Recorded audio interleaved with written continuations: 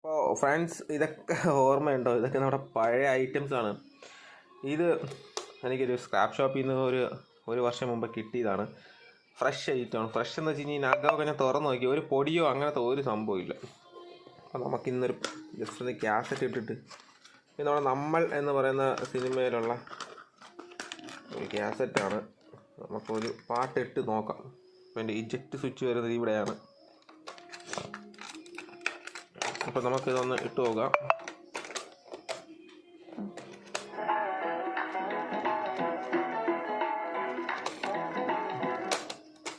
ഇത് ഇജക്റ്റ് ചെയ്യുന്നത് എങ്ങനെയാണ്? ആ സ്വിച്ചാണ് ഇജക്റ്റ് ചെയ്യുന്നത്. മറിച്ചിട്ട് കഴിഞ്ഞാൽ നമുക്ക് അടുത്ത സൈഡിൽ എ പാർട്ട് ബി പാർട്ട് അങ്ങനെയാണ് വരുന്നത്.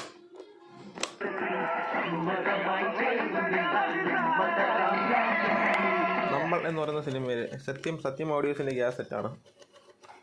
പഴയ ഓർമ്മകളാണ്. ഇതിപ്പോൾ ഒരുപാട് പഴയതാണ്.